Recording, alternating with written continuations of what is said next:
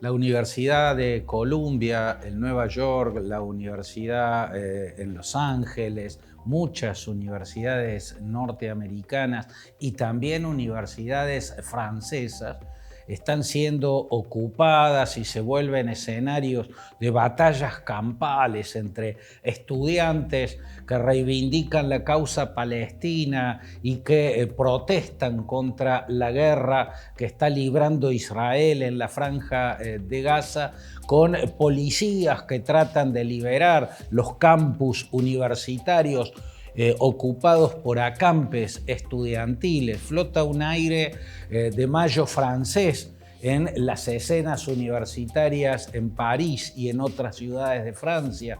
Parecen o evocan las protestas estudiantiles en las universidades allá por la década del 60, protestas contra la guerra de Vietnam. Así están las cosas hoy en estos escenarios de las potencias occidentales que respaldan a Israel, aunque no están impulsando esta operación militar e incluso están pidiéndole un alto el fuego, están pidiéndole que se eviten las víctimas civiles. En fin, el tembladeral político muestra que el epicentro de este sismo que está en Gaza está sacudiendo muchos rincones del planeta. En un claustro, en la Universidad de Columbia, esta universidad neoyorquina, apareció una pintada o un cartel en una de las paredes de las facultades tomadas. En ese cartel, los activistas habían escrito: quien se solidariza con nuestros cadáveres y no con nuestros misiles es un hipócrita. Es interesante entender esta frase. Esta frase es muy reveladora y es como si la estuviera diciendo Hamás, la organización militarizada que inició esta guerra, que la hizo detonar con el pogromo sanguinario que lanzó contra kibbutzim y moshavim, o sea, contra aldeas agrícolas de producción cooperativa, donde masacró, violó y secuestró en masa a trabajadores de esos espacios de producción comunitaria y los llevó a encerrarlos en túneles en la franja de Gaza. Parece escrita por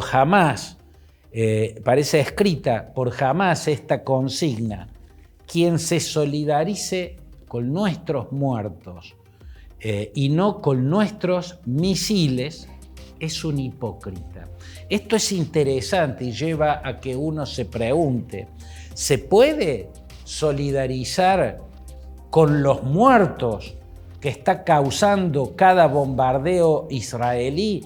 ¿Se puede solidarizar y defender a las víctimas de estos bombardeos que causan tanta destrucción y muerte sin solidarizarse con los misiles de Hamás?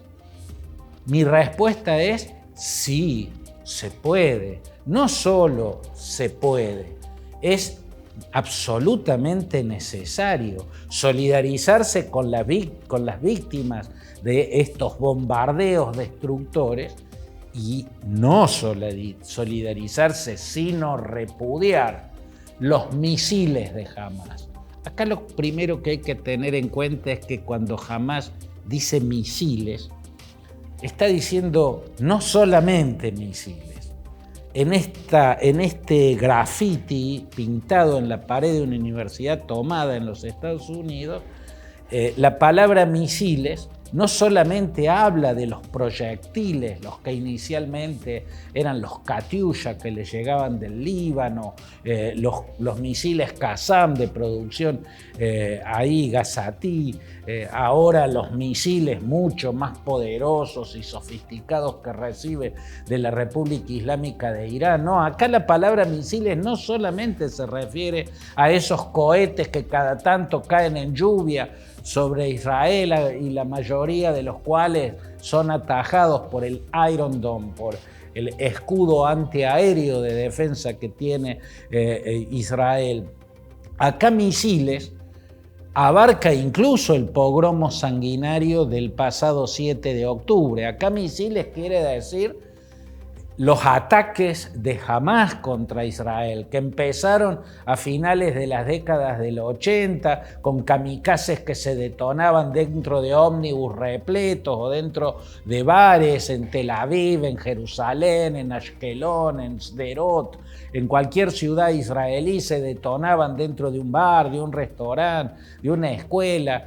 Esos también son los misiles, incluido este ataque con esas turbas armadas que entraron en motos, en parapentes, en camiones y se metieron a esas aldeas de producción agrícola comunitaria. Son aldeas donde la vida es socialista, como fue en el origen de Israel, ahí se mantiene así. Y también asaltaron un festival musical juvenil que se hacía por la paz cerca de la frontera con Gaza. Eso también está en la palabra misil de esta consigna que dice: quien se solidariza con nuestros muertos y no con nuestros misiles es un hipócrita. La respuesta a la pregunta, ¿se puede solidarizar con los muertos y no con los misiles de Hamás?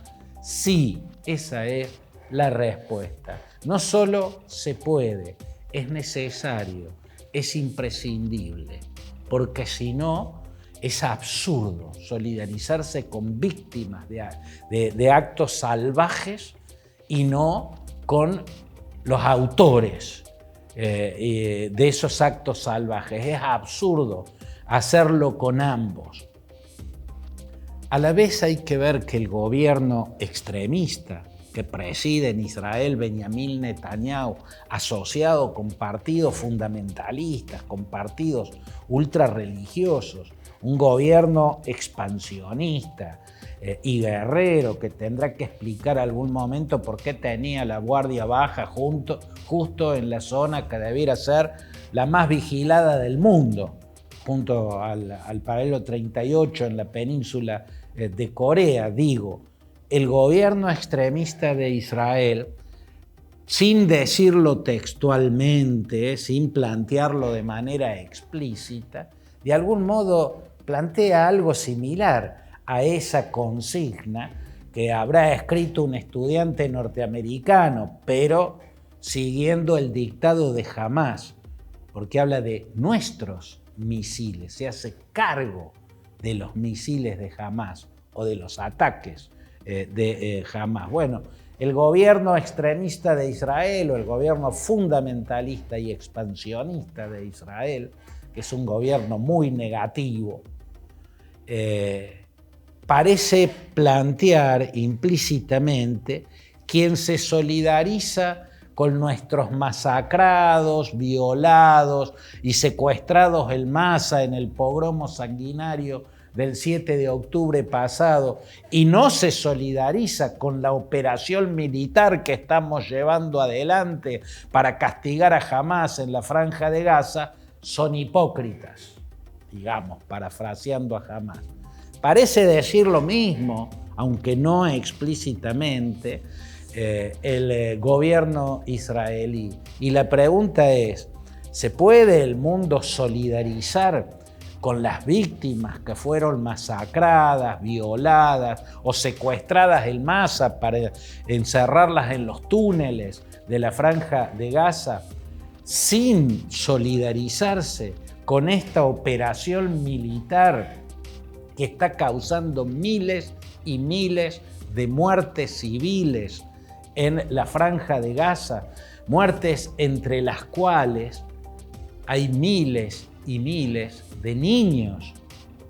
Sí, se puede solidarizar con las víctimas israelíes de Hamás y no solidarizarse con la operación militar con la que Hamás está respondiendo a aquel crimen. Lo que ocurrió el 7 de octubre detonando esta guerra fue un crimen atroz. Y la operación con que se está respondiendo a ese crimen atroz también es un crimen, o también está implicando crímenes de guerra. Eso es así porque las muertes civiles, entre las cuales hay porcentajes altísimos de niños, los que mueren y son civiles bajo las bombas de Israel, objetivamente muestran que existe un crimen. Un crimen que tiene dos autores. Las bombas que lanza Israel y Hamás, que buscó que Israel respondiera de ese modo. Porque ese era el plan de Hamás.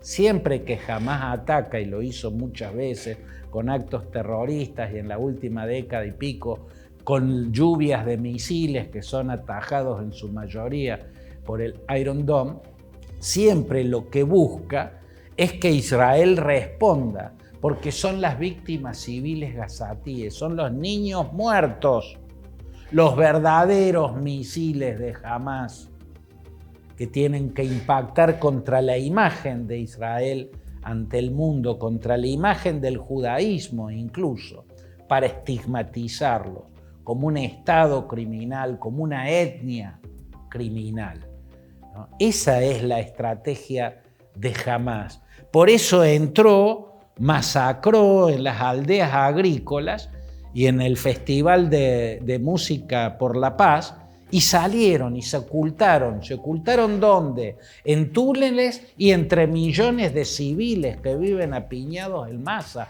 Ahí se ocultaron. No es que invadieron, lo podrían haber hecho porque pudieron ingresar y llegar hasta donde llegaron. Podría haber entrado toda la fuerza del Esedim al-Qassem, que es el brazo militar de Hamás, y de la Yihad Islámica Palestina, que es una milicia aliada a Hamás. Podrían haber entrado, invadido y librado la guerra en territorio abierto o en las ciudades de Israel. No era eso lo que buscaron. Entraron, masacraron, violaron, secuestraron en masa y regresaron a ocultarse en túneles y entre la gente y entre los niños. ¿Qué otra lectura se puede hacer de una acción de ese tipo?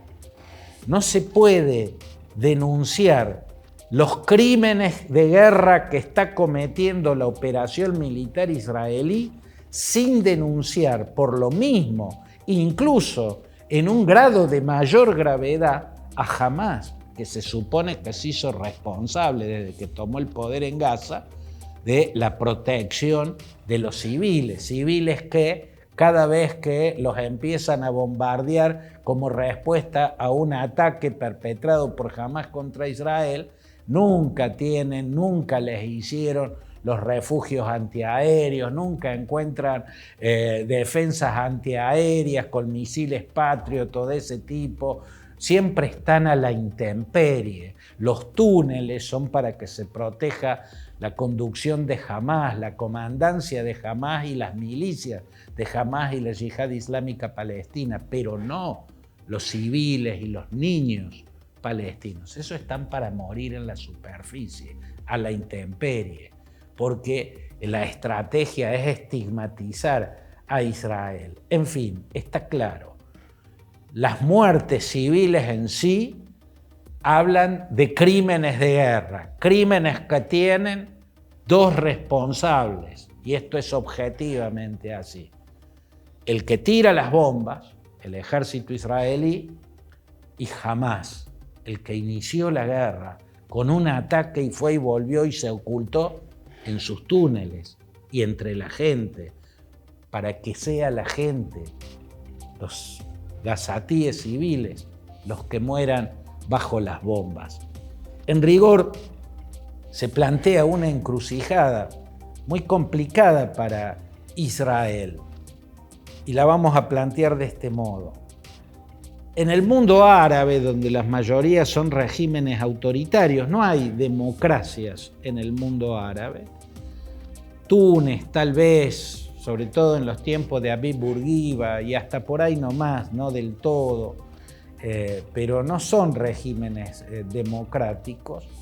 Muchas veces los regímenes aplastaron con masacres de exterminio rebeliones populares. En Siria, en 1982, cuando en la ciudad de Hama se rebeló la llamada Hermandad Musulmana, una organización ultraislamista nacida en 1928 en Egipto por decisión y bajo la prédica de Hassan al-Banna, un imán fundamentalista suní.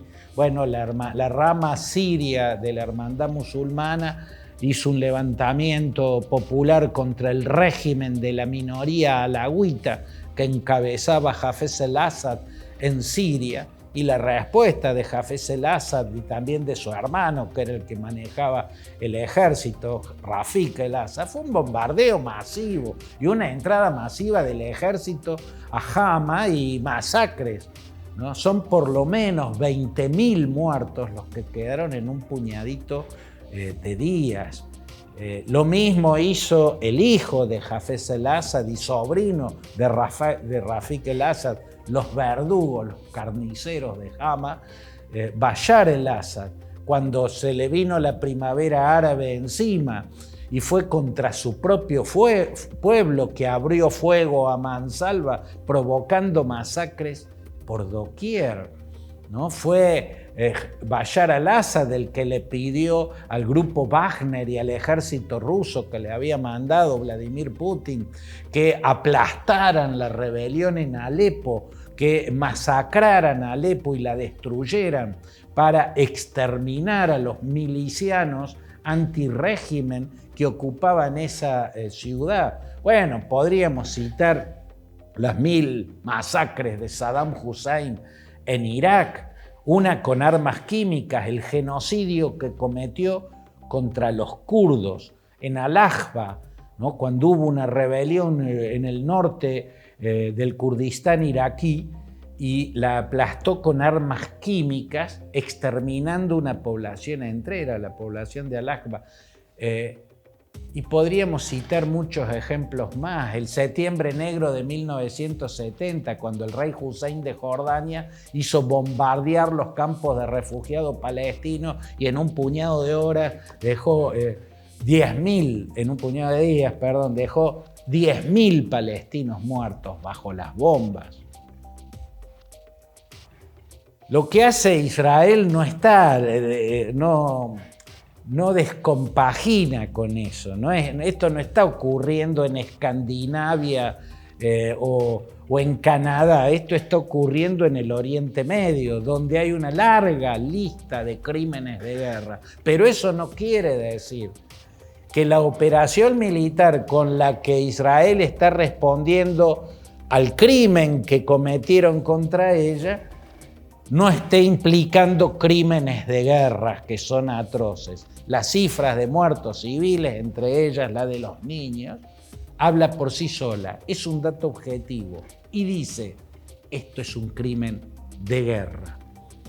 Por lo tanto, se puede repudiar lo que hizo Hamás contra Israel en octubre del 2023 y al mismo tiempo condenar y exigir el alto el fuego, que se detenga esta guerra que está masacrando tantos civiles que están a la intemperie porque no pueden protegerse en los túneles. Los túneles son para Hamás, no para los civiles y los niños palestinos. Esta es la encrucijada, la diferencia entre Israel y los casos árabes que cité, donde hubo rebeliones que fueron masacradas, como lo que estamos viendo ahora en la Franja de Gaza. La diferencia es que las rebeliones en Siria, en Irán, siempre aplastadas con masacres. Irán no es un país árabe, es un país musulmán de Asia Central, igual que Pakistán, igual que tantos otros países musulmanes de Asia Central, donde los levantamientos son respondidos con represiones sanguinarias. El caso del Septiembre Negro de 1970 en Jordania, las masacres que cometió Mubarak contra la primavera árabe en el Cairo, las que cometieron en Túnez, ¿no? Ali bin al-Saleh cuando se produjo el levantamiento, o las masacres que provocó Gaddafi fueron contralevantamientos que no pretendían que el país donde se producía la rebelión popular dejara de existir. O sea, la Hermandad Musulmana, cuando hizo su protesta en Hama en 1982, no planteaba que Siria debía dejar de existir. Tampoco la Primavera Árabe, que masacró, que aplastó con masacres Bashar el-Assad, planteaba que Siria tenía que dejar de existir, ni las que aplastó Saddam Hussein, ni todas las que nombré. Los países, la existencia de esos países no estaba en juego en esas rebeliones. En Israel sí. Israel es el único país en el mundo, bueno, ahora Ucrania, con lo que está haciendo Rusia, pero Israel ha sido, desde mediados del siglo pasado, el único país en el mundo al que los vecinos y las organizaciones religiosas y políticas militarizadas no le reconocen el derecho a existir. Esta es una diferencia grave y gigantesca. En Siria nadie de los que se levantaron en armas proponían que Siria deje de existir. En Israel sí. En Israel planteaban lo que estaba en juego, era la existencia de Israel. Por eso, ante un ataque como el que recibió en octubre del 2023, Israel tiene que responder de algún modo muy eficaz, porque no hacerlo va a alentar los próximos pogromos. Esto es justificar los crímenes de guerra que está cometiendo en Gaza. No es justificar los crímenes de guerra. Los crímenes de guerra son crímenes de guerra y espero que en algún momento Netanyahu y su gobierno fundamentalista tenga que pagar por ellos. Es describir la realidad, describirla como está siendo. Muchos estudiantes que tomaron universidades en Estados Unidos, en Francia y en otros países de Europa, no son antisemitas, pero tienen que saber, o sea, muchos de esos estudiantes lo están haciendo con la mejor intención del mundo, motivados por la solidaridad que le causa un pueblo que está siendo masacrado, el pueblo palestino gazetí. La mejor motivación para salir y protestar en las universidades, como ocurría en el 60 contra la guerra de Vietnam y en el 68 durante el Mayo francés. Esta es la mejor actitud, es mucho mejor que la indiferencia de tanta gente a la que le importa un rábano que sean violados, masacrados o secuestrados en masa los israelíes, o que mueran bajo las bombas de Israel y la intemperie en las que los deja Hamás los palestinos israelíes. Esa indiferencia es más brutal, es más horrible, es más atroz. Pero es importante saber que no todos hay. El que escribió la consigna "Quien se solidarice con nuestros cadáveres y no con nuestros misiles es un hipócrita", ese sabe algo más. Su intención está más cerca de Hamás, que es una organización criminal. Hay que saber distinguir sionismo y antisemitismo. Cuando las consignas son antisionistas, las universidades tomadas están llenas de carteles antisionismo, contra el sionismo, se está haciendo antisemitismo, o por lo menos se está negando el derecho a que Israel exista, porque el sionismo es el nacionalismo israelí. El sionismo es el planteo de que el pueblo judío tenga un estado judío ahí en Oriente Medio. Eso es el sionismo. Por lo tanto, proclamarse antisionista es proclamarse contrario a la existencia de Israel, o sea, favorable a que Israel sea destruida.